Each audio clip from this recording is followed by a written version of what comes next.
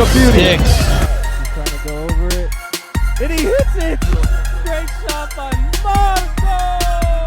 Oh, he just slid down the court.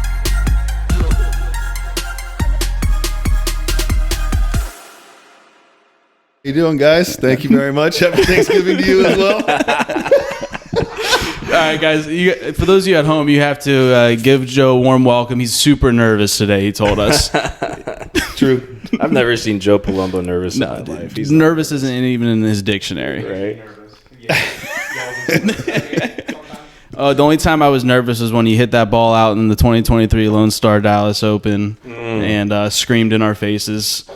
That was just a jubilant scream in general. It wasn't directed towards anybody in particular. It was a shot celebration. A legendary picture. That is pretty freaking cool. Is that the MVP picture too? Yeah. Right.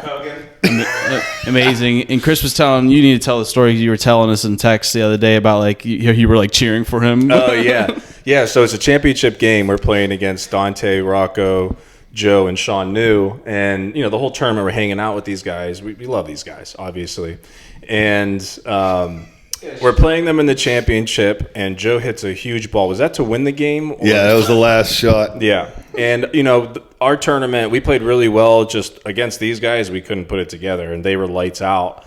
And he hits this shot, and he starts flexing and yelling. And anybody else, I would have been like, motherfucker, like pretty upset. But I'm in the corner like that's sick. And we just lost the championship. Yeah, right. Shout out to Julian for not covering any of the footage of the celebration. Yeah, thanks, G. But as long as we have that picture. And But in that picture, there is a Mad Kajini in the background, fully bearded, which makes it even extra special. I do want you guys to know that. Exactly. that is amazing. And for that hit and all the other rolls and hits in between before, you guys got the championship belt right there, right? The 2023 Lone Star Open championship belt provided by Big E, who we might hear from later on today, just possibly. But that actually I didn't realize until we walked in. That's living here. That belt. It's a good place for it to live. It's one of my dad's prized possessions. Yeah. That tournament meant a lot to him. 100. Yeah. Loves winning, but loves winning with me. With you. Loves Sean, loves Joe. Right. That was a special tournament. I'm glad you guys were in it with us, and I'm glad you guys got to experience it this year. We got our own belt. Back championship appearances, man. It's pretty impressive. 100%. Couple Lone Star champs in the room. Here are 4 of them, and also two MVPs. Yeah.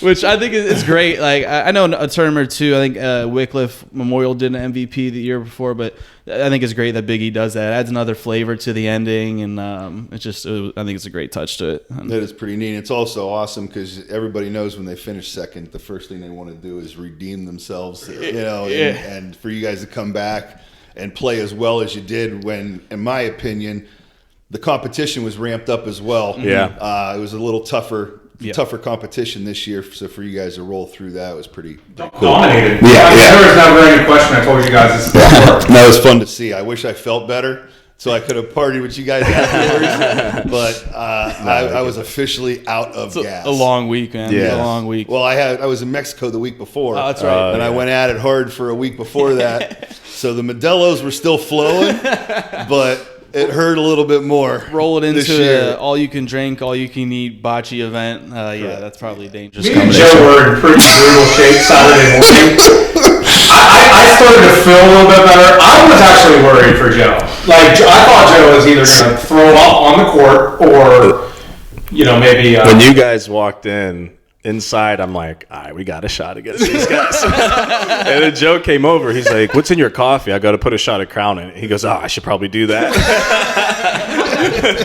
dad looked at me, he goes, you look like shit. I'm overweight, I'm 41, and it's 2 every night. Like, what do you expect? That's what we're here for. It catches up to you. No I doubt. did try. Last year, though, it really did. Last year was fine. I mean, we also didn't stay out. We were in bed by midnight. I think midnight's the witching hour for me. At least it is. No, these tournaments, I agree. When we first started out, we would test the waters and like have a good time past midnight. And then now that we're realizing we'd have when we saw you guys walking in fully rested with your water bottle, your muscles hanging out. We're like, we're I felt like dog shit.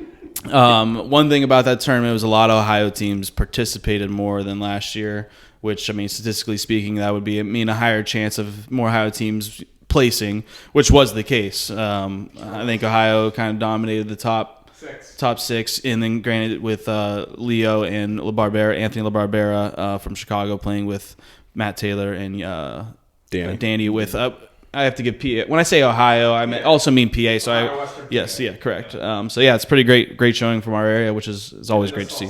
Train had Gianni and Nick Cap. Yep. But then, Dan Drago. from New York and Dan Drago from St. Louis. So. Yeah. 7 out of the 8 were from Ohio too. We actually knocked out the last non-Ohio team. Yeah, and I think it's not me being conceited or anything like that. I think it's just known Ohio has a lot of players, a large volume, and then a lot of opportunity to play. And in that volume is a lot of competitors, which just translates to better players. And I think a lot of areas are noticing that. And what I'm happy to see, not to drag this on though, is that at first they were like, "Oh, Backwall Live, these guys can't play." But it's like, oh, well, it's not hard to switch to Backwall Dead or even PRV at that matter. But we see more and more of it, which is great to see. Well, what's good is that we were open to Backwall Dead as well. There's a lot of people that I guess are closed off about Backwall Live, and everybody's here has had conversations with people outside of Ohio about it. And it's, I try to explain to them the why, and I'm like, just, try and get into it, and I guarantee you'll find certain aspects of the game that you really do enjoy. So, I don't know. It's a different part of the game. You need to, I feel like I'm a pretty good player. I'm not a very good back wall player, when the back wall's live. Yeah. Because I throw hard. My shot is hard, so a lot of times it'll come off too far. Oh. Somebody like Joe can tame it down, slow it down. He throws a straighter ball where I have a hook. I struggle on the back wall a little bit, so it adds a dimension to the game where, I know people like to play back wall dead for missed shots. Those balls are dead. You're not going to get credit for that. You're not going to get lucky with those balls. They're just dead. But it does add a different dimension. You need to have that shot in your bag of tricks. 100%. And it's different called game as well. Yeah. Different strategy, obviously. When we had to adjust to that back wall dead, the biggest thing was, being short on the wall is not a bad thing. Yeah, you can always use that stuff to play off of. Right. Well, I guess since we're on the topic of the tournament, just kind of want to highlight Big E. I know we're going to have him on hopefully here shortly, but another great tournament. It was kind of funny. We had some comments on our posts about, how can you play on carpet? And it's just random people, not in our circuit at all. And it's just funny to see that because I actually enjoyed playing on the carpet. I don't know. What do you guys think about that? As long as it's rolling true, it doesn't bounce high. Yeah, it didn't feel like you don't feel like you're playing on carpet. Right. Correct. Court 4 has a little banana on it. You know what I mean? Maybe slightly on 3, but for them to be that straight, correct. And the speed's nice. Yeah. It's all about consistency. Yeah. Okay, so Court 4 has a little bit of a bend, but it's not going to change. You know exactly what it's going to do, though. And that's all I ask for when I go play in tournaments. Courts that are inconsistent are so difficult. Yeah, you're going to throw the same ball, and it's going to do the same thing. Yeah, those courts are better than most courts we play on. Yeah. And then you figure 3 and 4 are also cross grain, so they're a little slower. So there's a difference in 1 and 2 speed versus 3 and 4 speed. Absolutely. Just by the carpet grains. And we're talking about it, and you keep discussing it. I compare it to a synthetic, honestly. Yeah, because it's not going to change. I think we're gonna. We'll have him on here. Big E's gonna hop in. He's gonna hop in right now. I want to say this real quick though. I would rather play on that carpet than a lot of dirt courts in the circuit. It's not dirty, not dusty. There's not a footmark where you're rolling a ball and your trajectory goes a different way. Yeah, I agree. They're true. Yeah. But no, awesome tournament. The horse racing going on, during it. That's always fun. The way Big E does it and takes care of everybody is second to none. Top notch. I mean, he doesn't even play in the tournament. When my first time playing last year, I'm like, why aren't you playing? He's like, do you see what's going on? I'm like, oh yeah, that makes sense. It's hard to run anything, no matter what it is, and participate at the same time. Yeah. And I actually told Big E this during the tournament. I respect how serious he takes it. Oh yeah. So he loves the game. He wants to see the game grow, and he wanted Dallas to be kind of a celebration at the end of the year for all the Bocce players. he takes that tournament so serious, even to the national anthem. If people are talking, he gets pissed. Yeah. Like, shut up, listen to the national anthem, and we're going to continue the tournament. I highly appreciate all the hard work he puts in and how serious he takes it. Yep. And perfect timing. We have our special guest call-in, Big E Evangelos. How we doing, brother? Can you hear us? I can hear you loud and clear. Can you hear me? Now we can, man. Yeah, is that Joe and Dante over there? Yep, yes, sir. How are you? All right. Good, man. Doing all right. Driving to Branson, Missouri. I'm in Chickasaw, Oklahoma right now. What are you doing? Underwood. Oh, Carrie Underwood. Nice. Yeah. Straight Cowboys. There's absolutely nothing. Like that long strip of Oklahoma, I just heard there's just nothing in it. Just random. Yeah. We appreciate you hopping on. We figured we were going to save you for the end of the podcast, but it actually kind of just works out because we were just talking about Lone Star and kind of capping that off. But just I'll pass it on over to you. I don't have any specific questions. I just really wanted to catch up because we haven't had time after the tournament to just check in and see how things are going. What were your highlights from the tournament? I have some questions. Yeah, you know. What was that? I'll have some questions for you after we go over this. All right. No, it's a success. Again, we went up to 32 teams this year from 28, playing a lot of games. I think everybody played 9 games minimum. I think the most that somebody played was like 14 games maybe. So there's a lot of value, a lot of organized chaos. I take, my wife and myself, we take pride in trying to dot I's, cross T's, try to make sure that everything runs smoothly, and pretty much everything did. Really, no disagreements. Everybody behaved well, if you want to say. Obviously, congratulations to the new winners of Bocce Bros. Y'all did very, very well. Thank you. Yeah. No, it was competitive. It's one of the, I was thinking, it's only like one of the 3 or 4 tournaments in the country that bring West Coast and East Coast and North Coast, South Coast all together. You got Detroit, you got Vegas. So we try to give the best experience to the player. With the food, the music, the atmosphere. Not waiting forever to play a game. It turned out really well. Obviously the circumstances this year, I had a special deal, unfortunately, with my father passing away. So Saturday was kind of a different day. I don't remember 95% of what happened on Saturday. Like I said in my post on the Facebook page, it's you guys that kind of, not you guys, but everybody that was in that room that made the day go by smoothly. So I appreciate you all, and thanks for everyone messaging me privately, text messaging. I just came back from Greece a couple of days ago, so it was a beautiful ceremony, and everything went well. Well, continued thoughts and prayers. I mean, you guys are amazing for everything that you do, and to go through something like that has to be one of the hardest things you've ever done, but you put on a brave chin and did, and we appreciate you for doing that. Man, obviously, it was hard. It was hard, but I told Lauren that morning. I'm like, after I crashed for a few hours, I said, hey, we got to do this, and I just didn't want my situation to dampen the mood. Obviously, I told Dante, I told a couple of other guys there what happened. I just it helped me out personally, but it went really well. I appreciated everybody coming. I thought it was a success in my opinion. Obviously every year I always like taking suggestions from players, and I know Joe has a couple of questions for me, but I always try to tinker with the format. I go to these other tournaments, this conferencing and times and all that. I always try to tinker to where it's appealing to the player and it's fair to all players, and and we're going to probably do a couple of changes next year. Nothing big, but a few more changes. Yeah. Yeah. So actually, I guess I wanted to ask you. I want to say a few things. One, I really do love how you have your rules and you stick to them. You don't waver, whether it's close friends or people you just met. I remember last year, Dante's ball went over the line, and you immediately called it out. You jumped 3 courts over. I was quick, wasn't I? I was quick. I jumped. Oh wait, this year it was you. What's up with the Lava Brothers causing controversy? Yeah, I know.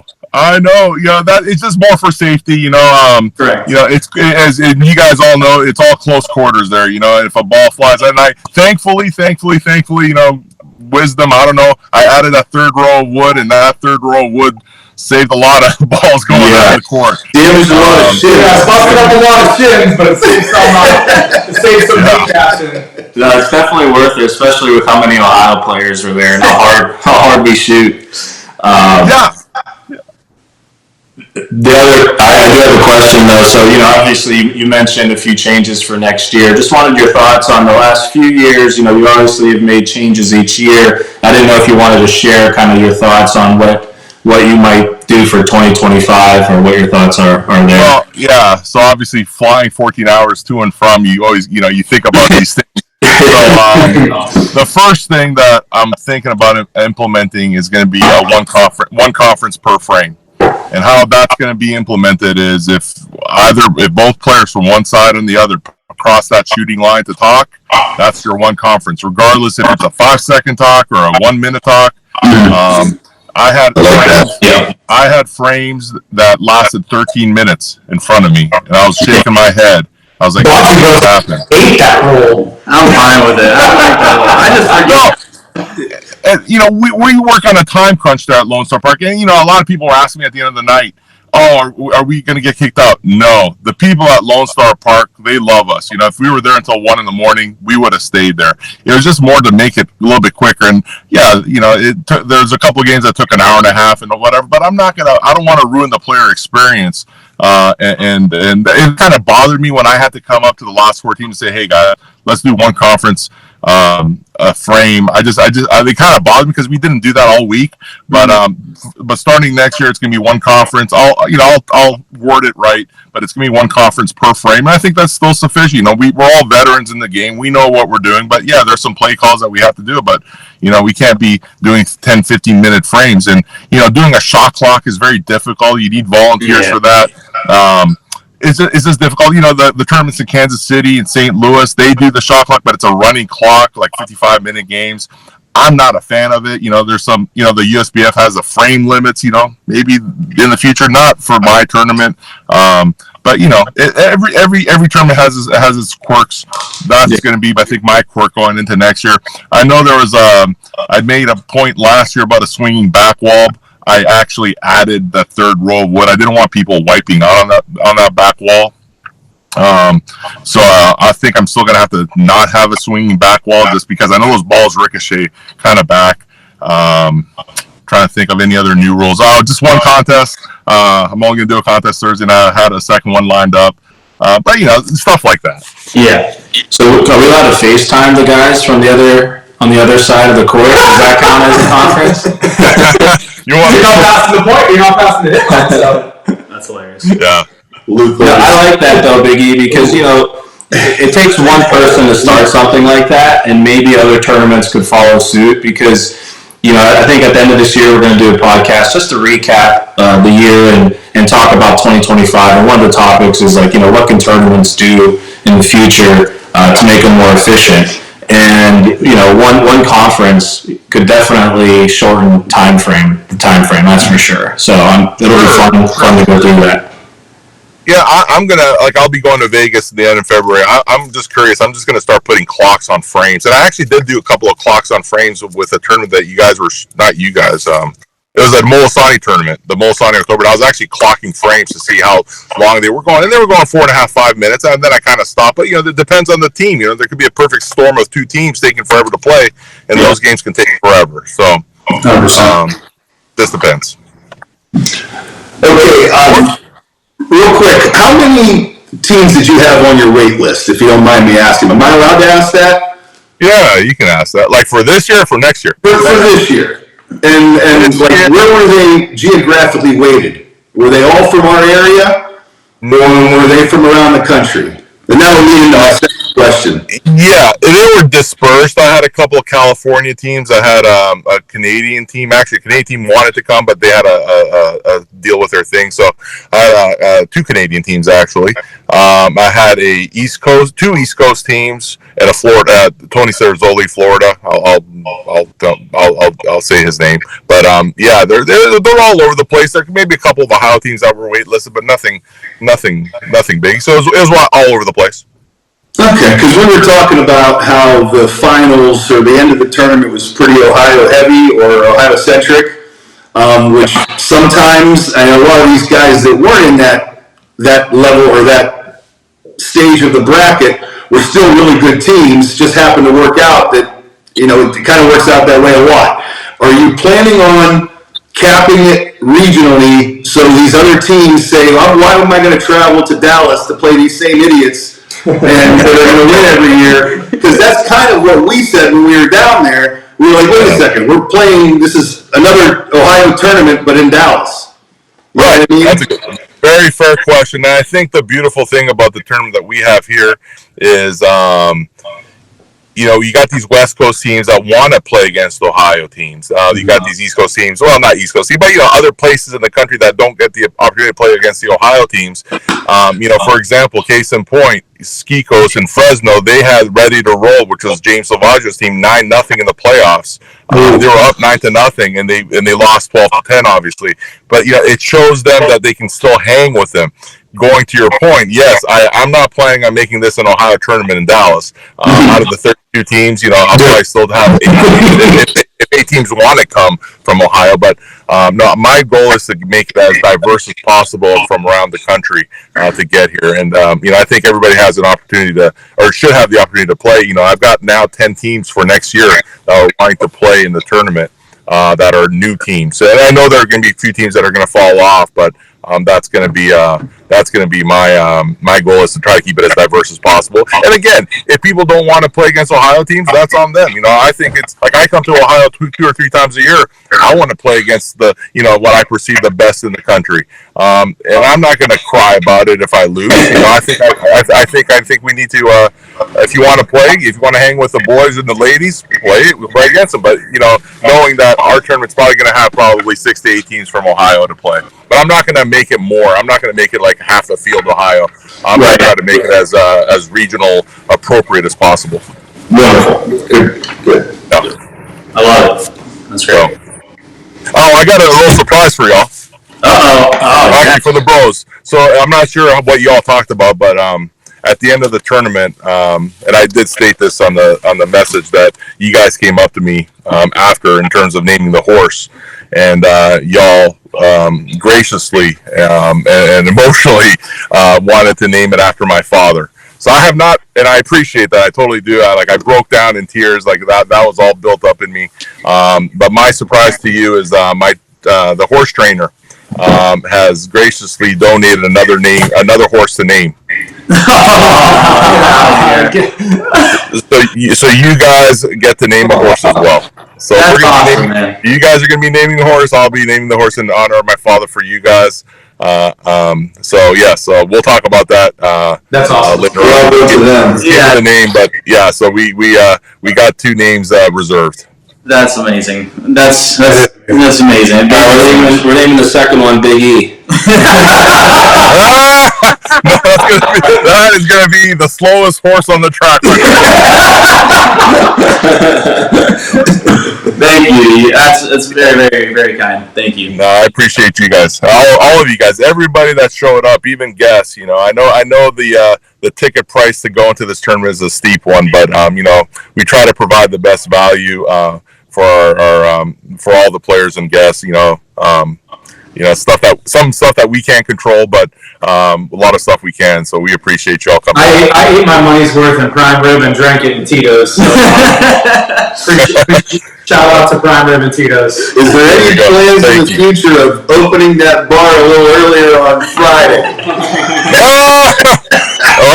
You drink them out of the house? No, I don't care how much you raise the stakes for the tournament. Cover it. Get that thing down there and come down. I'm just joking. That's funny. We'll do our best. I know, I think it was Capo Greco was busting my chops about some drink that he won, like some surf moon or surf something. Yeah. Yeah. Amazing. That's awesome. So, what's your next tournament, Biggie? What do you have on your schedule? Nothing right now. Nothing right now. It's probably January. I'm going to go to St. Louis for their 1-day tournament. It's like a 4-game minimum, but it's a 1-day tournament there on a Saturday. And then Vegas, and then let's see, March is empty right now. And then Fresno, they got a 3-man tournament. That tournament's really, really fun. That's a good 90-foot courts, really, really nice environment. And then I'm going to go to Southern Illinois. I think there's some crushed brick courts there. That's where I learned the game. That's where I started the game, is down in Southern Illinois near St. Louis. And I'll do that end of April, early March. Early May. We need to send a cameraman with you and just get a documentary on your travels for Bocce. It's pretty impressive. I know. I got a very supporting family that let me do that. So. Yeah, shout out to your wife. She doesn't get as much praise as you do because you're just the face of everything Dallas and Lone Star Bocce. But your missus, the better half, she's such a fantastic woman. Always running around helping people out, directing people. And she always has a smile. What a sweetheart on her face. She is just absolute sweetheart. She's over there dancing in her chair, smiling. Yeah, I mean that. She could easily be a little, and that's got to be boring for her. But she's got to have some passion too. Yeah, she's listening to y'all right now. So thank God. Got some points. No, it's great. Like she thinks of all the small things. Like, oh, we need Band-Aids. We need like Advil. Like she has this whole medicine cabinet right there in front of her. When in your entire life have you ever had a bald guy tell a woman where to find hair ties at a right here. I was able to there you go. I saw that. Yeah, I heard that conversation. No, the first aid kit came in handy. We saw a bunch of people over there, and then did she put out the cornstarch as well? Yes. So who was? Oh, it was Anthony Lavar. It was Anthony from Chicago. He wanted some like baby powder, so we made a request to the kitchen to bring up some cornstarch. Yeah, it worked for Anthony. He was in the finals. Right. Yeah. Someone put. I think he was crushing up Tums, or somebody mentioned he was crunching Tums up for his hands, and I was like, that's actually a good idea. And then I went over there and I saw the cornstarch, so I put some on my towel.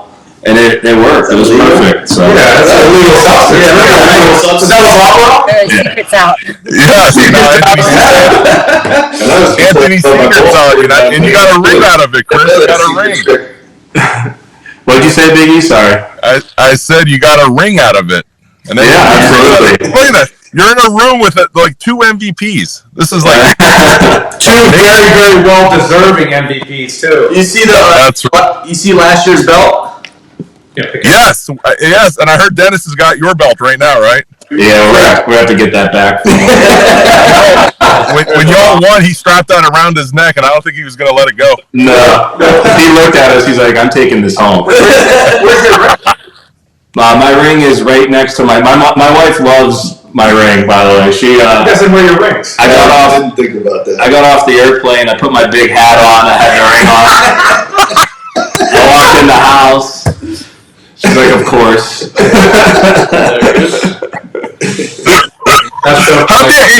How did you take that hat home? So initially, I had it on my head, and I got so many looks at the airport. So I was able to put it in my book bag. It fit. Yeah. Somehow. Yeah, I wasn't able to zip it up, but at least it went in there. I had to leave a couple things at the Airbnb last year to take all the swag home. Yeah. Well, I try to put all the stuff that's in the bag that you can actually carry on. So I clear that through the TSA first. So yeah, you guys think of everything, literally. Yeah, it's amazing. Well, that's an amazing gesture. Again, thank you. So we'll have to go back to the drawing board on some names here. So by December 1st, you want it? Yeah, December 1st. It's really before the end of the year. Okay. That's what you want the name. So yeah, you got a little bit of time. Okay, perfect. Anything else, Biggie? No, like I said, whoever played in it, if you have suggestions for next year, I always listen. And if you guys, if anybody that's listening wants to get on the wait list, I do my best to try to incorporate new teams. Obviously, I want everybody to have the Lone Star experience. So I appreciate you guys for helping out with all the social media stuff. Everything was great this year. I appreciate it. Absolutely. Yeah, another amazing experience, and we all love you so much. You and your missus and your entire family. Thanks, guys. Appreciate it. You guys have a happy Thanksgiving. Happy Thanksgiving to everybody. Again, thank you guys once again. Absolutely. Thank you. Thank you. All right, guys. Yeah. Happy holidays. Yeah. Yes, sir. See you, Lord. All right. Bye-bye. God. I've been scoring the whole fight. Like, he's better than that guy. He just, the salt of the earth. What a man. Like, just what a good man. Are the mics good? Yeah, we're good. Awesome. That was good. Absolutely. I mean, I always try and take things away from people that I like, right? So, like, somebody has this comment, or I think it's Maurice Claret in Trestle. It's like, show me your friends, I'll show you your future, which is a great quote. And like you guys, obviously, very successful, families, all that. Big E's up there as well. It's just, I see how he treats people. I see how he goes about greeting people. Everybody knows him, just an overall great dude. He takes care of everybody. So it's like, I gotta be more like Biggie, just a great dude. So definitely makes you aware of, because nobody has ever even come close to saying a bad word about him. He's always so pleasant, always so giving, good person to. I mean, prime example is he gets us another horse. Yeah. Surprise. Yeah. And he said the trainer donated. Knowing him, he probably made that up and did it himself. So I know you, E. Thank you, E. Yep. He's the man. Well, all right. Back to this to our guests here, and I want to talk about dynasty names. Like you go to Bocce. There's not a lot of them, but throughout time there may have been. For example, JJ's, right? You know who that is when you hear that name, right? We didn't at first because we were new to Bocce, but we were quickly told about him, right? Mm-hmm. ABV. Thank you. Brothers, That's who I was trying to think from Cleveland. Vandra Brothers. CPF is up there now. CPF, and then obviously I would have to say Watertight is a staple name in the game. The name, maybe, yeah. The team. Well, and we'll talk about that definitely because it's on our list, our agenda. It's cool because once you see Watertight, it's like it's some most likely some dogs, right? Yeah. Joe Palumbo's playing. Sometimes you sponsor teams when you're not there, so I'm always happy when you're not there. I think that we shouldn't confuse the stud teams now with dynasties. I don't, as much as I love Joe and Watertight, I love Chris and CPF, they're not. ABV, Vondra, JJ's, those are dynasties. Yes. And did you say Tron? I also should have said Tron because you guys. Yes, yeah. I meant to mention Tron. 2-year run where we won a lot of tournaments, but again, we're talking 2 years. Mm-hmm. ABV, JJ, Vondra, we're talking decades. Yeah. I think. Maybe not for ABV yet. Yeah, but the point we were trying to make is just the team name. We're not trying to. There's a lot of things. So you got Adelios. Yeah. IMBS. They don't play together a lot, but BSB now. Yeah. BSB. Right. I mean, there's a lot. Molisani 4. There's a lot of good teams that play. And that's always the topic of conversation of teams not really sticking together. Yeah, it's nice to see 2-3 guys like Bocce Bros. Me, Dante Cugini especially. But let's talk about it because we were going to talk about it and we'll hop back. But let's talk about the teams that actually play together and stick together a lot. You have LBA, right? Yep. Bocce Bros for the most part. Start naming them off with me. BSB. Adelios, CPF. Lorenzina's has been pretty consistent. Mm-hmm. Dante, who just it's trending better. Lorenzino, Molisani concessions. It's trending better, like towards a way where more players are sticking together. But I feel like the pages turn quick, and plus, like it's not even that serious. Where some people have things going on in their lives. But anyways, I want to ask you, like, do you have a core 1 or 2 guys you try to stick with? I tried that unsuccessfully. I mean, we had me, Sean, PJ, and Vern played together for a while, a couple of years actually, and we did pretty good. More locally, we didn't win anything big, but it was also before the parity came, before all these guys were playing 6 days a week. Yeah. You know what I mean? Yeah. I rarely make it to league anymore because there's so many tournaments. Yeah. So I'm playing once or twice, well, 3 times a month, let's say. Yeah. These guys are playing 30 times a month. Every freaking day. So it's gonna get dicey, and that's why the competition's increased or gotten so much better over the years, and why these dynasties are going to be impossible to hold. They really are. Unless It's not going to happen. Unless you have teams that are, and I'm a perfect example. Like, I ran into shit this year. I couldn't play in a lot of tournaments. I had to back out of a couple tournaments like a couple weeks before because life happens and stuff happens. Right. If you can't keep up with, there is a tournament every weekend. Yeah. And you start to feel bad when you make a commitment to a team. Like, you don't want to let those guys down, and you don't want to not be there with them too. Now, people ask me throughout the year because I did miss some tournaments. Like, are you rooting for them? Hell yeah, I want to see my boys win all the time. Absolutely. But at the same time, I want to be there with them. If I can't make that commitment, it's a tough juggling act because the game has grown exponentially, which is awesome, and you guys are a big part of that. But it also made it a lot more difficult. For examples like this, so 52 weeks in a year. There's 48 weekends with tournaments. Yeah, And it waters it down. Yeah, and this year specifically, and I've told all you guys this before, I'm done playing 2025 that schedule you for mean? 25. Yeah, I'm going to 25. play a couple times a month. There's going to Yeah. be tournaments I'm going to play that I always The play heavy in. months, where there's only like 2 of them in the But I'm summer. not playing every week. Yeah. I'm not playing every week. There was so many times where something stupid came up. Hey, let's go do this weekend. I can't. I'm committed. Hey, next month I got tickets for this. And I have a spreadsheet. Yeah. I had to figure out which weekends were blacked out, which Right. ones I could play in. I am not doing that Yeah. again. Yeah. one of my best friend's kids' birthdays the week of NEO that I committed to. So we already committed. Right. It's tough to back out now, but Yeah. my son's gonna suffer. He's not gonna be able to go to this cool place because here I am playing in. How old's your son now? He's 4. Yeah. I mean, I scheduled vacations around Bocce this year. Right. Yeah. And I'm not Yeah, I'm with you. I mean, I had 9 weekends in a row where I was out of town, and I think it was 3 or 4 of those. Staying with you. What a true woman. She's the best, but I mean, half of it was for play, some was work, and then 2 or 3 were bocce tournaments, right? And yeah, it's maybe not that many tournaments, but when you factor in other aspects of life, it becomes a lot. Yes. So Yeah, God forbid you have children at home. In Dante's case, little dogs, and my daughter's out of the house now, which allowed me to play in all these tournaments. But then we have pets, and so my wife can't come to everything. Right. And that kind of Plus, when you're leaving, even if you don't have, Julia's in college, obviously, Yeah. but you do have a pet, and your wife is taking care of everything when you're gone. exactly. So it's even worse in my situation. Jesus. Right. Yeah, yours Not is just on personal exponential. stuff, but yeah, you work through it. my wife is taking care of a 4-year-old. Like even Dallas, for example. That's a huge commitment for me. And, God bless my wife for being amazing. Yeah. She took care of an absolute maniac for 5 years on Dallas playing. And she loves it, though. She loves that I get to play with my friends and my old man. But, man, these women take care of business, and I don't think they get enough credit for it. Yeah.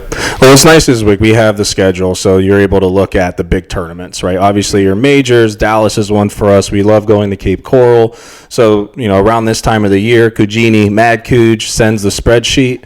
We look at it. We mark what we can play, what we can highlight. I go to my wife. I go, here's the ones I want to play. What do you think? And then we go from there. So, Shout out to Cooge again. Cooge was cool as shit last weekend. Give him his flowers. I've always liked Anthony. He's been kind of, he comes across as kind of a dick. Who does? Some people just do. They have that aura. I know Anthony. I know he's a good kid. Mm-hmm. He was fun as hell. He was happy. He was joking. Man. Then he shaved his beard. He pissed me off when he shaved his beard because I'm like, you don't fuck up He with grew feng back shui. by Tuesday. Yeah, it was he bad. walks down. We look at him. We're like, what the hell did you do? Shaved his beard at 2 in the morning the night before. I just gave him a compliment about his beard. Right. That was the last straw. He's like, that's it. it grew back before he went through TSA the next day. Yeah. Who the hell is this guy? So I have to talk about my experience with Cooge, right? So the morning we play you guys, he doesn't stop. He's moving. I'm like, God, hey. This is when they beat our ass. I'm like, when they're rolling, just stand still. Don't be on the court. Don't. Even Dennis, he's like, tell your guy over there, tell your guy over there when I'm about to roll to get off the court. So he's nervous, this and that. the night goes on. He's carrying Gianni's baby for half the night, and With the baby's head like this. That poor baby's head was Right. like, he's got 2 kids and he never yeah, owned he's kids. like they said it's fine. So who's Dante coming in? It's your place. You come Yeah, you own this place. What's up? It's not bad. Hi, Dante. What's going on? Should we get a cigar and get the fuck out? You want to sit down and listen? Yeah. No, I gotta Get in the camera real quick. We are sitting at the Lorenzino's Cigar Lounge. Can't. We got tickets to see Moana. Just say hello to the camera. Tickets to see Mo. Just say hello to the camera. Say real hello to quick. the camera real quick. There he is. That's actually perfect. You guys do have to come down Lorenzino's Bocce Club. It's decorated for Christmas. It looks like It's it looks like beautiful. Macy's in here. It's beautiful, man. He's done a great job, and I'll hop back on the Cugini thing real quick. But when I walked in here, I haven't seen it since it's been fully furnished and everything. So he's done an amazing. Him, his dad, your dad. His wife as well. yeah. Yep. And I'm sure there's his. I was just gonna say Yeah. his parents. Yeah. So And his dad comes around, kisses baby, says hello. His mom. Let's not kill her. but we are in the Bocce Bros Cigar Lounge. We have to get a decal on the windows decals here are being soon. made right now, so Oh, nice. we'll have decals on these windows. Dante was kind enough to give us his blessing to do that, so we'll have a little sponsorship here. Maybe some cigar, Bocce Bro cigars. That'd be Who fun. knows? Yeah. Maybe we'll dip in the cigar game. Who knows? So, all right, Cugini, he's a maniac. Holding this He's baby. nervous. He's like the whole day I'm playing with him. Like, Anthony, just breathe. Like, we're playing bocce. We're rolling balls on carpet. Like, at one point, I'm like, all right, if your son was here and he was playing, what would you say to him? And he goes, all right, what would I say? What would I say? Yeah, because he was a mess early. Yeah. He was a mess early. I don't see him for a couple hours in between as we're waiting for the championship game. Championship game comes. This guy walks on the court and he looks at me and he is blacked out, like drunk. And I'm like, oh God. I'm like, now he's making me nervous. And he goes up, he rolls. He doesn't even look at the ball. He turns around. He's at like the betting area. This is like the third frame of the game, right? So I've yelled at him like 3 times. I look behind me and he's like talking to somebody about the horses. And I'm like, I run over to him. I go, get your fucking ass over here. I'm like, we have a game to play.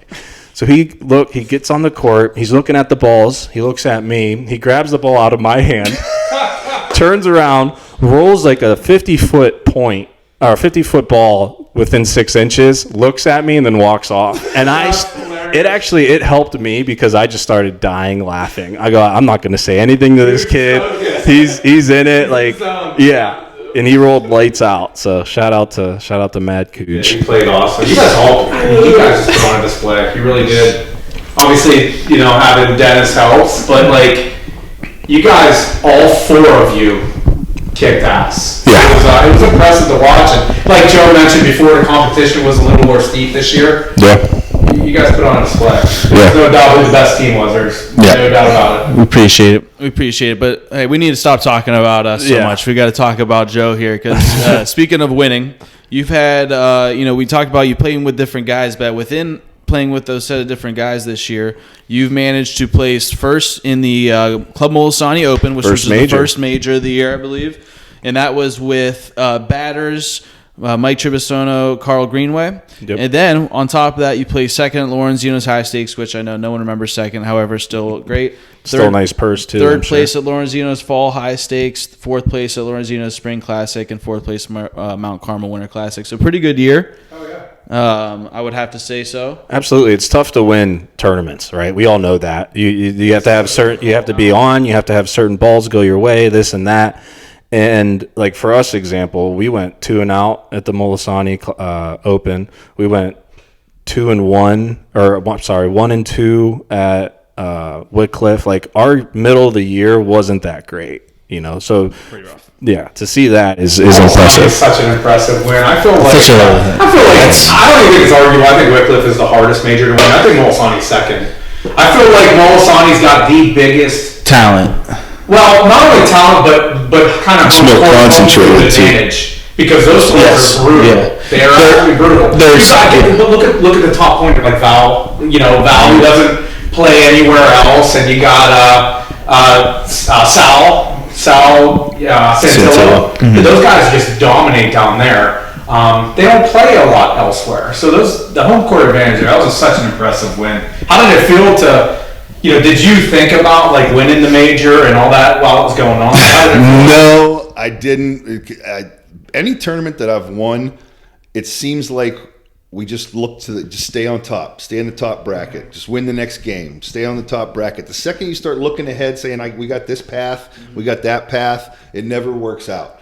I want to give shout out to Batters and Triv. They were with me in my victories this year too. One of them against you guys at the MVR early in the year, which was a pretty awesome game, and a lot of people go back. What tournament was that? That was the spring. That's one right. day That was a big tournament. MVR. There's a lot of teams in that one. I still can't believe we lost that. Because we have Marco as our fourth. There's a tough one to swallow. Yeah. not a tough playing with Marco Yeah. at any point in time. Right. And we had Carl for the Molisani who played lights out. And Carl, give him his And flowers. He doesn't play. Yeah, that's the thing. Never played. And We he's tried so to good. get Carl. We tried to get a team with Carl for the year, and he just with his kids. Yeah. Yeah. His daughters, we've daughter's a shouted stud bowler. Yeah, we've shouted her out before on this podcast, but yeah, I think Kate. Yep. Carl is such a dog. I mean, Yeah. he doesn't play a lot. I mean, he comes down here and see him sticking balls left and right. He's one of the better rollers for top shooters. That was his second major. He got Armstrong in the past too. So. And the weird thing about that tournament, this goes into would you rather play good and win or play good or win? I played lights out in every single game except for the two I played against the Delios. First game, third game before the champ or whatever it was, semis of the winter, and probably missed my first 7 balls. And then I look up at the scoreboard, it's 8-8.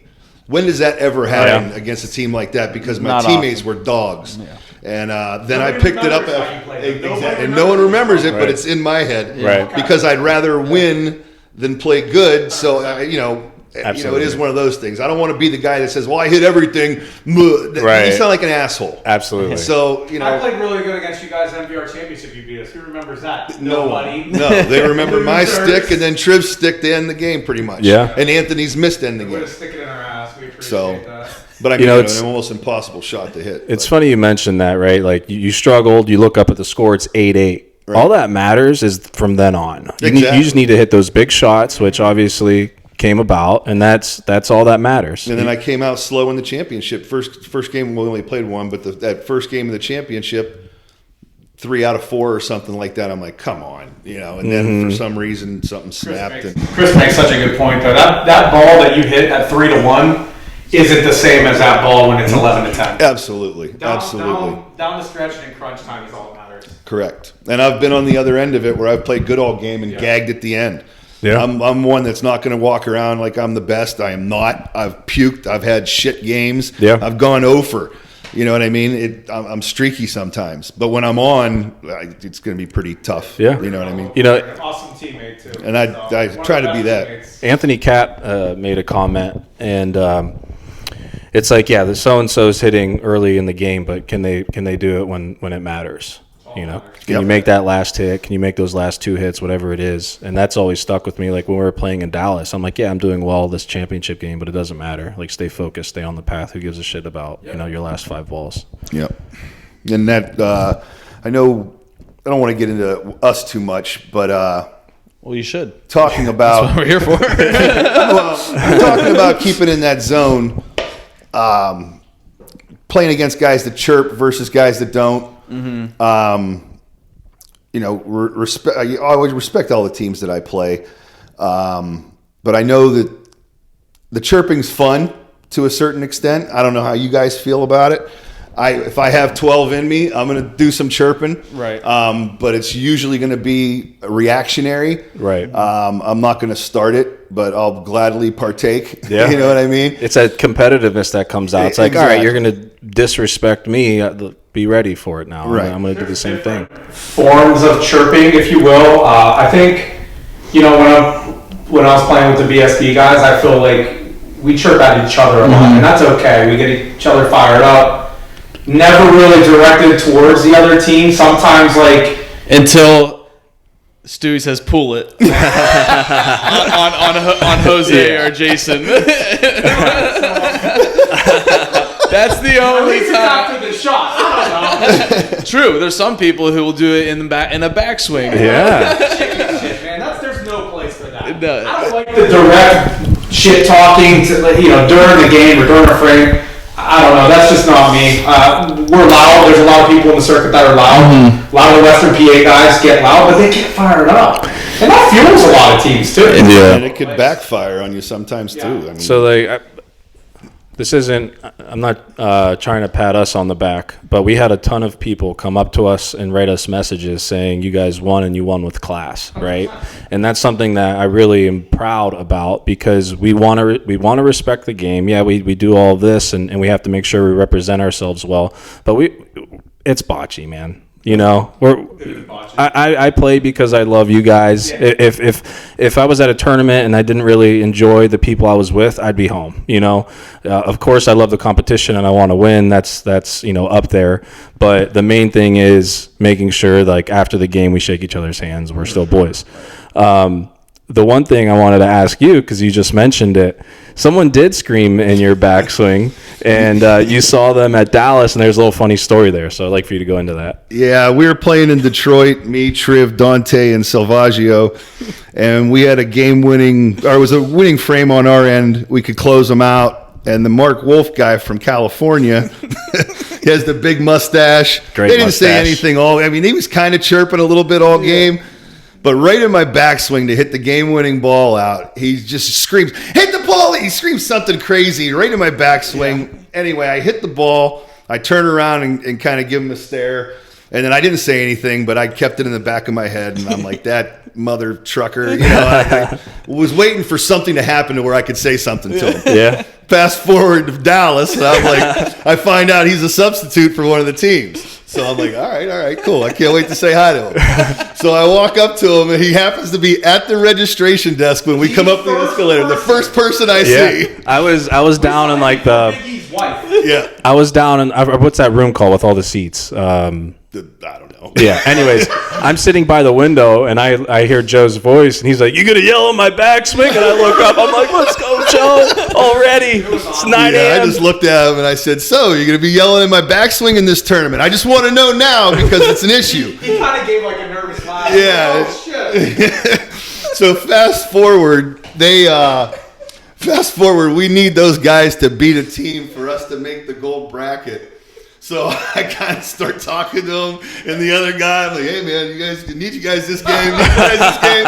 So I never really said anything after that. I was very cordial, but he didn't say shit to me. Right. You can tell he was like, "Fuck that guy." Right. So I don't blame him. You know what I mean? So it comes down. We need them to beat Oregon, and we're playing Kentucky on one court. We have to beat them. Well, we didn't. Yeah, we have to beat them. Yeah, we had to beat them. We had to beat them regardless. Yeah. But Right. we had to beat them by a specific 10-4. We had to beat them 10-4 if Oregon. If we didn't beat them 10-4, we needed Oregon to lose to California. So we're watching that court while we're playing. We end up winning 10-5. Yeah. So we needed them. Completely different. It was the most intense. And they were 8-8 over on that court. So we started to shit our pants a little bit. Come back, find out the California guys win. I see them outside. I'm like, "Markville, I'm in." Give him a handshake. I'm like, "Hey, I know good. we started off on bad terms. I said, we could be frenemies. I'm okay with that." I said, "I appreciate your effort." We were winning. We had to win 10-4 to control our own destiny, which is a terrible feeling because Kentucky was playing great. I had the last ball, and they had 2 points, and we're up 7-4. And I'm lining up to shoot to Polino, and everyone's like, "What the fuck is he doing?" Little did they know that Polino was gaining point. Because if California would have lost to Oregon, that Polino was. Yeah, that was it for.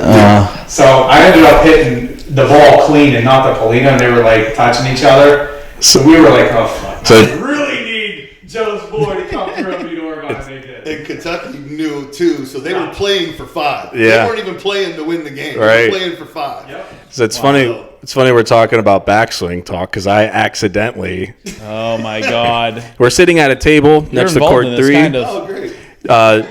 It's me, Dante, Sean New, a few other people, and I see Joe over on court 4, and Joe's polo was a little bit higher on his sleeve. I'm like, "Damn, Joe's looking jacked over there." So I yelled Joe, and I wasn't paying attention. And Tony, We're right next to the court. We're next, yeah. The court's like right here where the line is to roll. So like we're just yelling right when he's. I go, "Joe!" Tony, Sarasoli maybe. Oh God, he's my man. I don't have his last name right now. Anyways, I look over and then Tony stops mid swing and he looks at me, and if looks could kill, I'd be 6 feet under that horse track. And I immediately apologize. Luckily, he went back, shoots the ball out. They win the game, and I immediately go over to Tony. Right. Tony ILO, you're right. I immediately go over to him. I'm like, I'm so like that was. Real class. That was. I know. I was like, that was bad. Yeah. And he was hitting everything. Right. So if he had missed that, He's from the Oregon team. yeah, he's the Oregon team. He Now, if he had missed did it on purpose. If he had missed that, that would have been a shit show. Yes. I'm glad he hit the ball, though. Oh yeah. Chris Same. the whole time was like, please hit it. Please. Yes. Please, Yeah. Please hit it. And I talked to him again after the game, and he understood. I explained what I was doing. I was commenting on my buddy's triceps over there. Normal conversation. But that was unintentional. The people that, back to the topic, that yell or there's a way to be. There's a shit talking in the championship game. Yeah, I mean, Danny, when you play against Danny, we've all had our experiences with Danny. I've played with Danny. I've enjoyed playing with him. We had a great run at the Cleveland Challenge Cup one year. But, I mean, he's the first to admit it. He gets amped up, and I do think there's times that he crosses the line. And if you feed off of it. In the butt, though, sometimes it does come to bite him. And he tried that here, and like I said, he was playing well, and they were kicking our ass. They just got done beating ABV that game, and then they had you next. Yeah, they had us next. Because I was watching, and I caught some shit talking just from watching on the sidelines. Yeah. And I was he's talking, and there's nothing we can say. We're getting smoked. Then somebody over on the side, I won't mention any names. Someone was like, "Man, I'm surprised no one's lit him up." And I said, he's not hurting anybody. He's just chirping. Correct. Right. But then he fucking hits one and he sticks, and he goes down. And he starts going boop boop boop, boop. And then PJ's trying to go down and roll, and he's still talking. I said, "Danny, shut the fuck up and get off the court." He missed his next 7 out of 8 balls or something like that, and we came back and won the game. Wow. So sometimes it bites you in the ass, but Yeah. and I apologize to him afterwards, Right. like I always do. Yeah.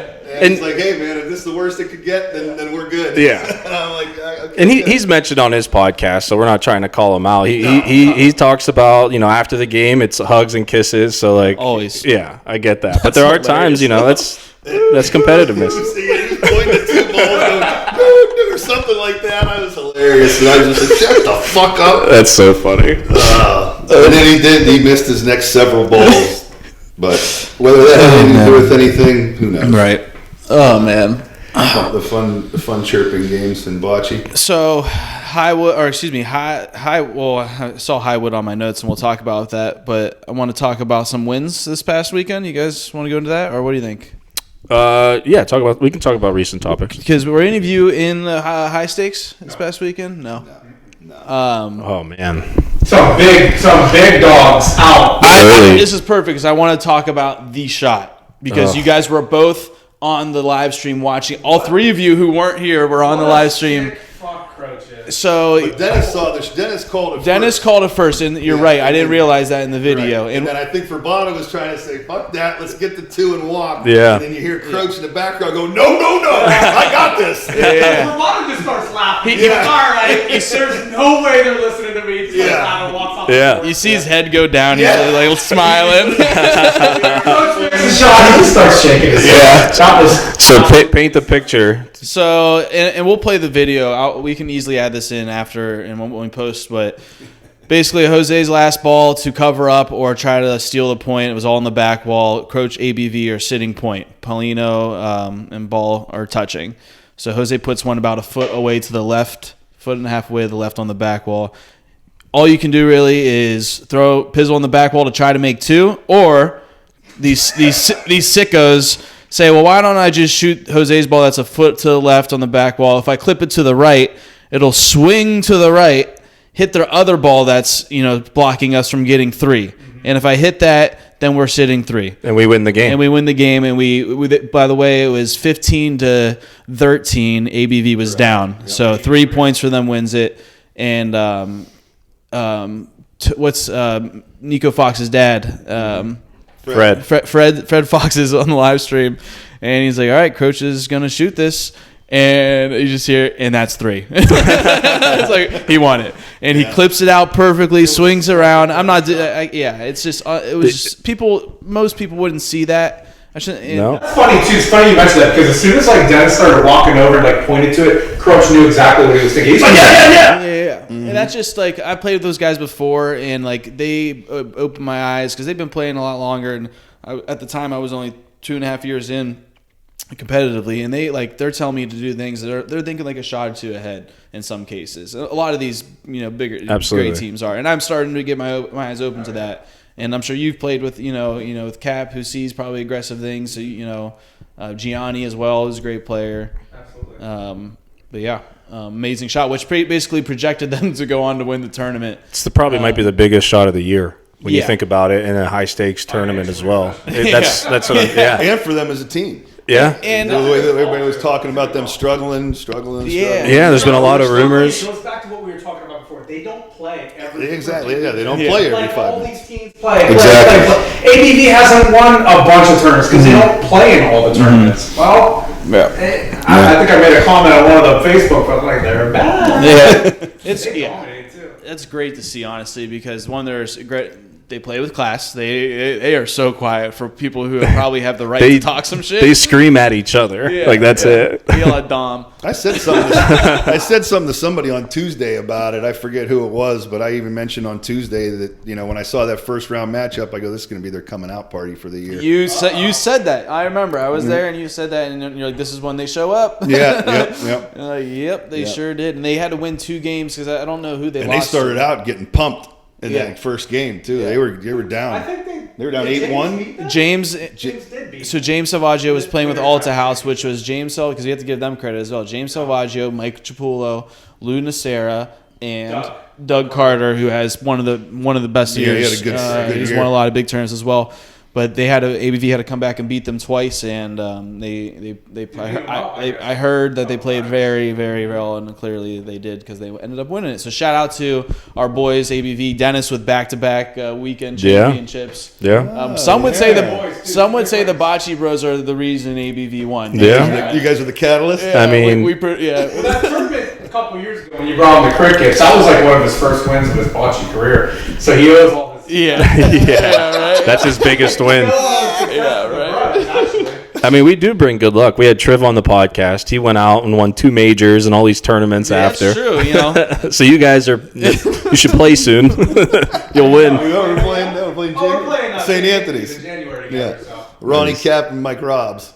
Oh, that's a great team. Yeah. Fun, nice. Yeah. Guys. I love Ronnie Cap. Ronnie Cap is one of the best teammates I've ever played with. Yeah. We're playing with him in Molisani Summer again. Trying to run it back. He's such a cool dude. Makes every He's shot. great. And he's a dog. Yeah, and he's so when I started playing in 07, and like Ronnie was kind of quiet, kind of quirky. Wasn't like I never felt that he was like a dick, but like I did. I thought he was a dick. He didn't say 2 words to me for 5 years. I thought he was an asshole. And did he win a lot? Yeah. What's that? Did he win a lot too? Yeah. He beat me every time I played. So of course I thought he was a dick. Like if you don't know Eugene, you probably think he's a dick. When I started playing, a lot of people thought Ronnie was a dick. He's like the funnest dude with his twisted tees. Yeah. Oh, man, that serpent picture is the greatest. I can't wait to play with him. Who did that? Who Chris that? That was you. I saw that photo. I'm like, all right, I got to get this guy on a mountain skiing, and then he switched to the surf side, so I put him on he was surfing. Are you guys playing? I'm playing NEO with them too. With them, Cardone and Nicky Cap. You guys aren't playing? I'm not playing at NEO. No, I didn't have plans because I had other plans, but I may drop a name into the Schmortle. I doubt it, but There's 3 right there. Just pick up a 4th. Is that in December? Yeah, it's That's the next 13th. weekend. Yeah, it's next weekend. I have one in December. It's going to be the that Highwood bocce tournament I'm doing. I promised my wife I was done after Dallas for the year, so I'm going to hold to So that. you guys aren't playing the 2-man here last weekend in December? No, Nope. Jimmy I'm going to be in Florida. Julia's birthday, so Nice. She wants to go to Disney for her birthday. So Most kids want to go to the bar and get hammered. I lucked out. The last adults. Yeah. Yeah. So that's the high stakes tournament. there was also another tournament going on, and we have to shout them out. Highwood, Illinois, the Highwood Bocce Club had a good tournament, and it was a 3-person, and the winners of that were Tom Holloman, who also, shout out to him, represented USA in the precision shooting in Turkey for the Worlds. Gordon Gruns and Terry Corradini. So shout out to you guys for winning that tournament. I'll be heading there December 21st to play with Vanessa, Hunter Galero, and Miles. Oh, nice. So I'm Good looking squad. forward to that. Yeah, solid squad, 2 on each side in that tournament. And I love that venue. The club's awesome. I mean, it's amazing. You guys probably haven't been yet. You guys have to. Driven past it several times, never been in there. Beautiful. What do you guys think about the 2 on each side compared to? I like it a lot more than 4 walk. Yeah. I do. Yeah. I like it because you're allowed. It allows you to roll. It allows you to shoot. Like as a shooter, it's fun to like. All right, let me test my rolling out. You know, and there's different shots That's that exactly you're not why. used to. You get to shoot more shots. Right. Simply, that's why. I'm a big. I know a lot of people like 2-man and soul. I'm a big 4-man bocce player. Like hoops is 5-on-5, football's 11-on. Bocce's 4-on-4. So any form of like 4-on-4. As long as force. I grew up playing team sports, man. I love the aspect of the team. Yeah. And it's 4. So whether it's 2-and-2 or 4-man walk, that's fine. That is my favorite format, the 4s. Doubles is my favorite. We know. Yeah, Talk I about talk it about all it. the time. There's not enough doubles tournaments. It's sad. It's because it's not that popular. Why do you like doubles? Because it's just 2-on-2. He loves balls. More So balls. The more balls. Some more the balls. merrier. Yeah, it's just like I think it's like the. You're more of the I'd like to rely more on me than them. Yeah, guy. yeah. I just think it's just like not a truer form of competition, but it's just like, all right, it's like your 2 against our 2. Let's, I don't know. I do like 2-man. Yeah. Probably my We second. played in 2-man together when Yeah. I first started out. Won a couple games. Yeah. Almost beat Dom. Or no, almost beat. Frabata and Dennis. Dennis, Yeah. yeah. That we got chirpy that game. Yeah. One of the highlights of my career, also the only time I've ever been nervous playing bocce was a 2-man. It was when Bruno. That's why you don't like it. Oh, dude, I was so nervous. Who are you playing with? Like Bruno. like when I had to Bruno play asked with me to Pete. play. Bruno asked me to play in a 2-man at Molisani. Oh, dude, I was shitting my pants. I would. Yeah. Okay. I was shitting I understand my now. pants. It was. I remember his son Mike was watching. I played pretty good. Yeah. He's like, dude, you just gotta remind. I've only been playing for like 4 or 5 years. Yeah.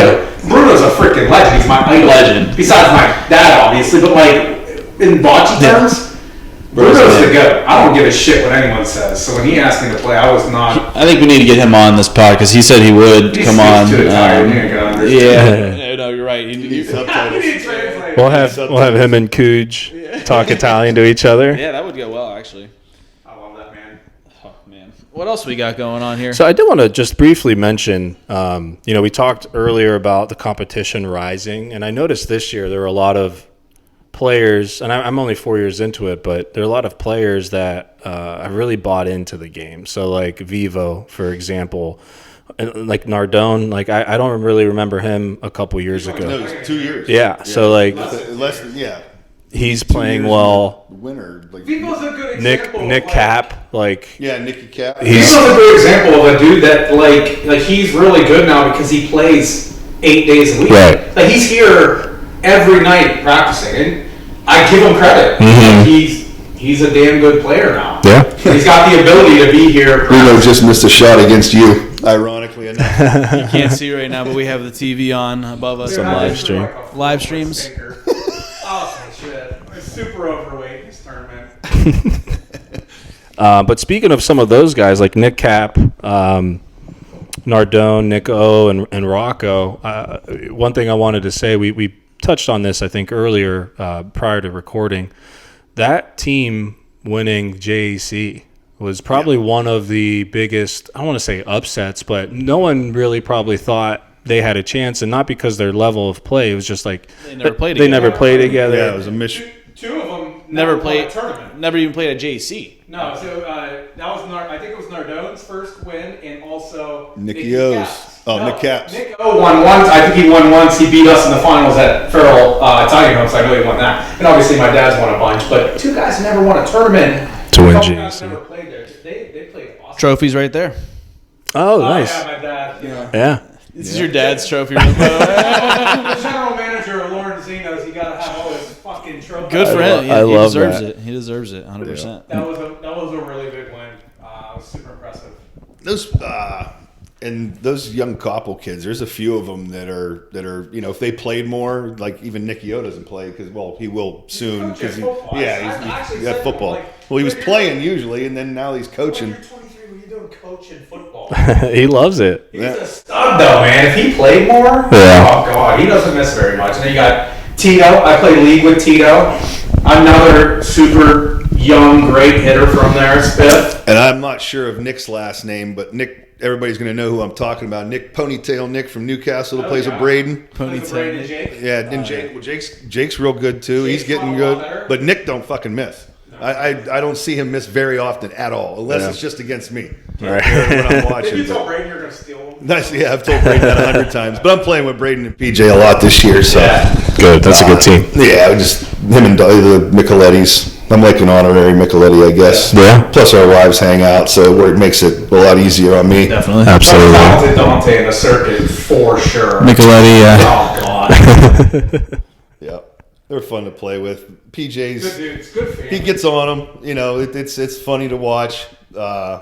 But don't say anything about him; he'll kill you. Oh yeah. He'll call them both an asshole. But if you say, "Yeah, you're probably right," dang, what are you talking about that kid? Him and Braden got such a special. Oh yeah, it's awesome to play with these guys. They go out, they're best friends, but they'll fucking kill anybody for each other. Yeah, I love that. They're it's talking an awesome about. dynamic. They called me the other day, and they want to do a bloodline tournament at Bessemer. So you have to play with like basically family or some type of like relative. What if you only have one family member? So but that's where I don't know, and I guess they were trying to figure like what could we do. Oh, But- weird, because there's 3 of them. They want to have a bloodline. Yeah. So they do have a lot. They wrote down a list of like people who are like would be kind of like okay these Eligible. People, yeah, and I didn't see the list, but I know that they rattled it off. It was a large list, so it's possible, but it just comes down to dates and.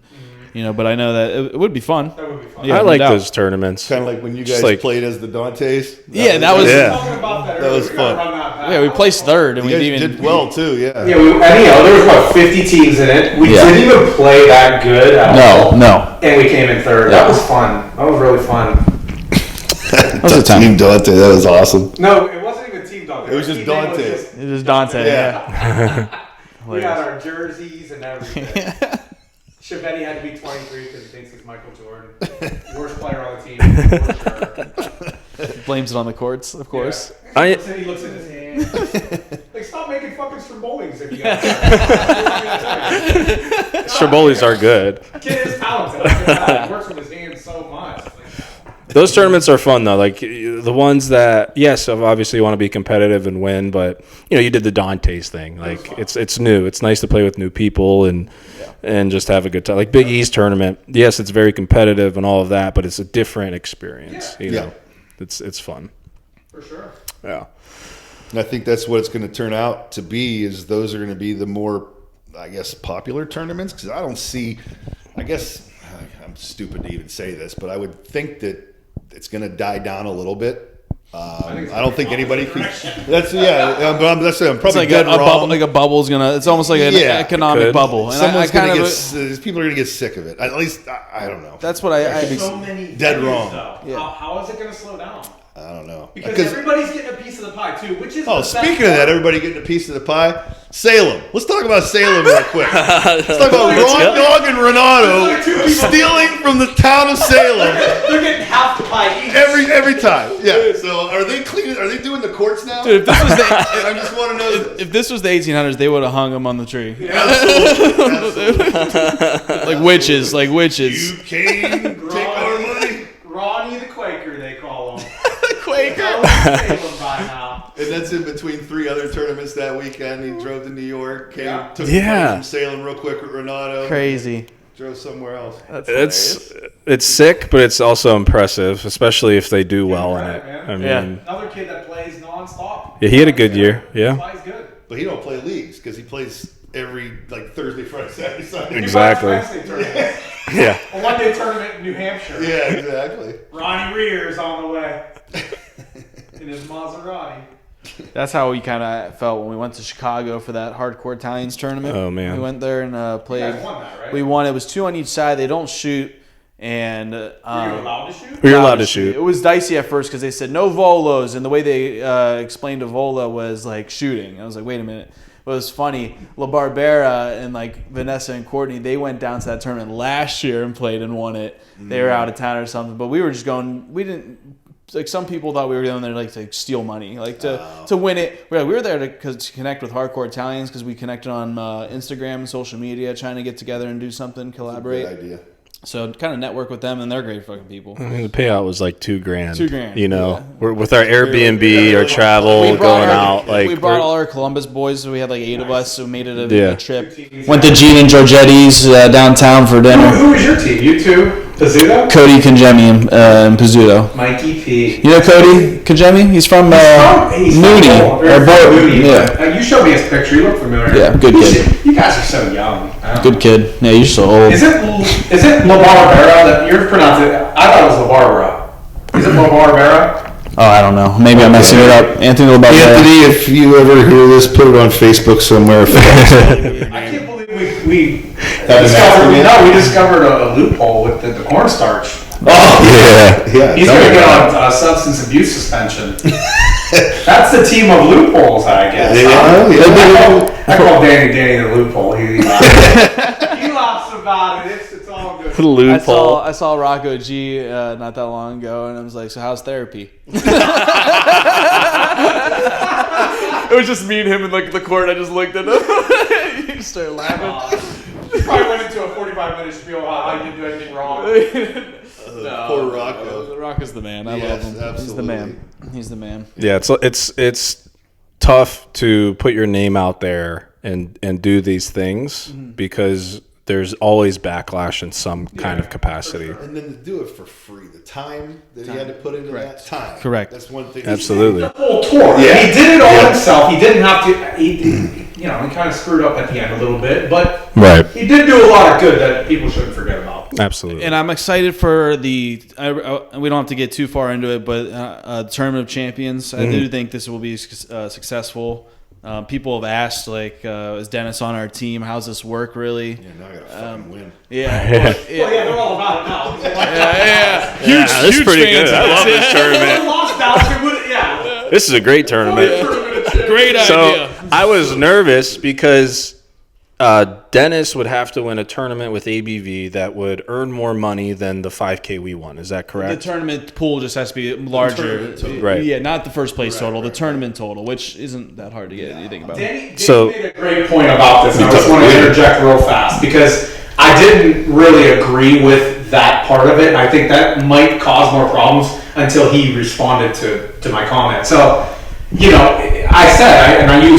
used Taylor and Anthony as an example because they were both playing with different teams, but they play on BSB together. They play every tournament together. Yeah. What if one of those two were to win Dallas, and say they won 2 or 3 other tournaments, but like St. Anthony's, Louisville, whatever, but the purse wasn't as big as Dallas? You mean to tell me that they can't play in the Tournament of Champions as BSB? I was like, I think that's bullshit. He's like, it's not a tournament for the best team of the year. He's like, it's a tournament for each specific champion of that tournament. Yeah. That made perfect sense. Yeah, it's more. It's not a season. It's not team based. That's a better explanation. Correct, and it's not as team centric as the last year's tour was, which is a big thing that we took in. Yeah, This is not at all. Correct. So you don't have to be worried about 2 people on my original team are here as much. Do they have a date for this Tournament of Champions? It's after, I believe it's October of 2025 to be determined. And everyone who wins.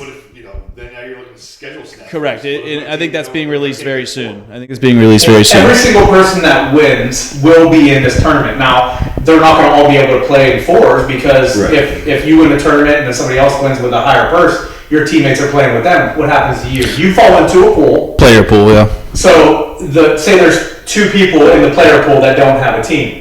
Those 2 are going to play together, and I think they're going to use the BPA tour list. Yeah. And the 2 highest ranked players on that list will be your 2 teams. Yeah. There's no gray area. There's no picking up random Joe Schmoes from Molsani. I really think it's designed. How many teams are they? As many champions. So it could be a really small, shitty tournament.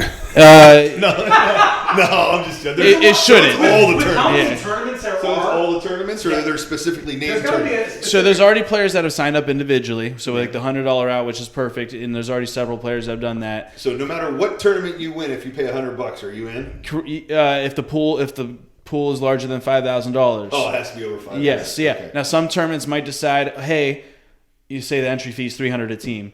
$100 or $20 of every entry fee is going towards the Tournament of Champions. That way, the winner of this tournament, you guys don't have to worry about paying. It's already accounted for. Okay. Tournaments can do that. So Big E did that, for instance. Right. He paid. I don't know if he took out of that $1,800 everyone paid. He paid that to the BPA and the TOC to then have that tournament count automatically. So we don't have to pay. We're in. Dennis doesn't have to pay. He's in with ABV though because he won a tournament with ABV. That's a larger purse. So we currently sit at the player pool level, which I was kind of happy about because I saw Anthony Croach on Facebook bitching. He's like, "What if we don't win a tournament? Like, how's Dennis? Like, who's Dennis gonna play with?" I'm like, I don't want any problems with Croach. It lasted 5 days. Yeah. That's why they won. Yeah. Dennis was on our team for 5 days. Squash this. And if you don't sign up the $100 and then you do win a tournament, you can get in if you pay $150. Correct. So, for example, I'm not in. Like, I didn't pay $100. Correct. I probably will, but if I don't and I end up winning the tournament, the only way for me to enter the Tournament of Champions is if I pay $150. Yeah.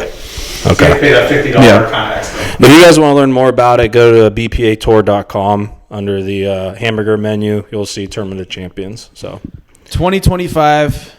What are you guys looking forward to most? I just want to wrap it up. Yeah, we'll wrap it up on that. Playing less. Yeah, that's honestly I like that answer. And the tournaments will mean more, too. Yes, exactly. I'll have more fun. Yes. Yeah. I'm going to have fun, yeah. I put it over under 9.5 tournaments.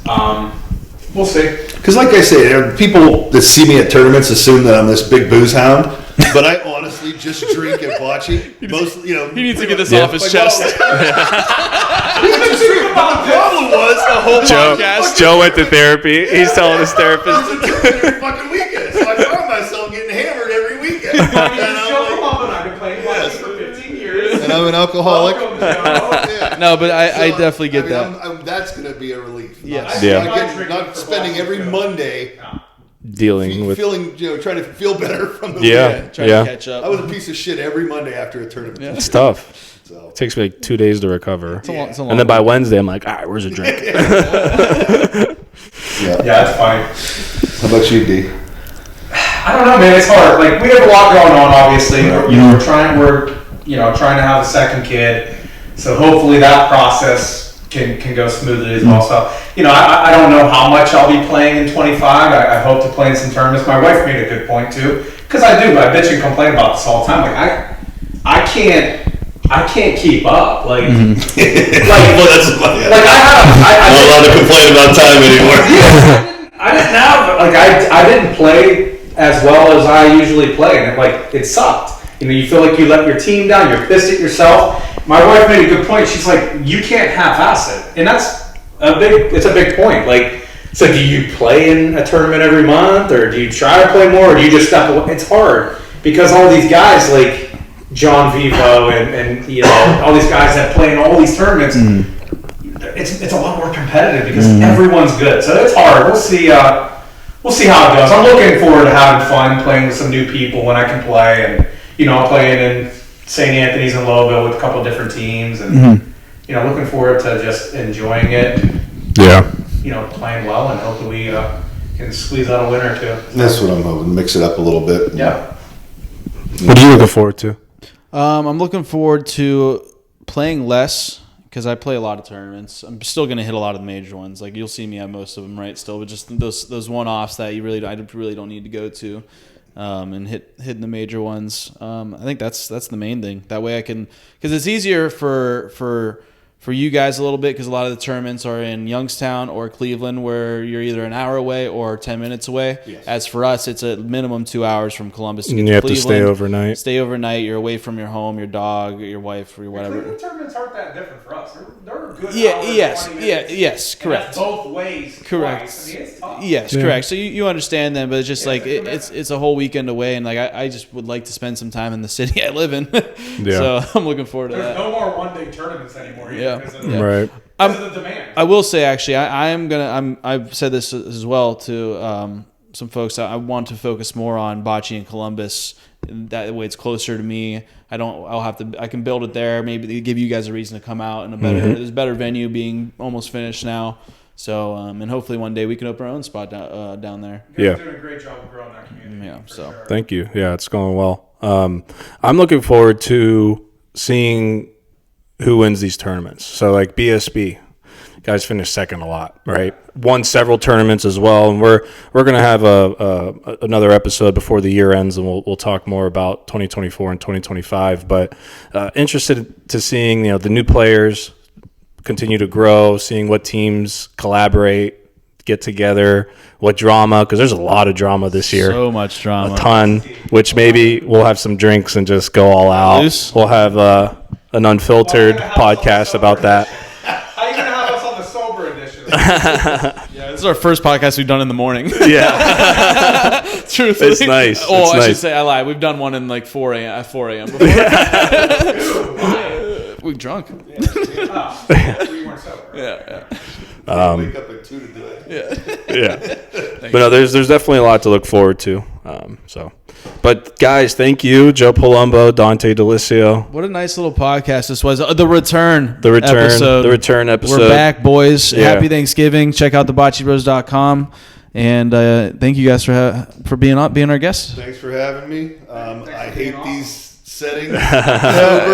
So you guys made it pretty easy. Good. Appreciate it. Yeah. Watertight Roofing Systems. One thing I didn't mention is Watertight Roofing Systems has been our sponsor for over a couple years now. So shout out to them for always sponsoring us. And They sponsor everybody. sponsor the whole Bocce community. Thank you, Joe. Thank you, Dante. Take care, guys. Thank you, Big E.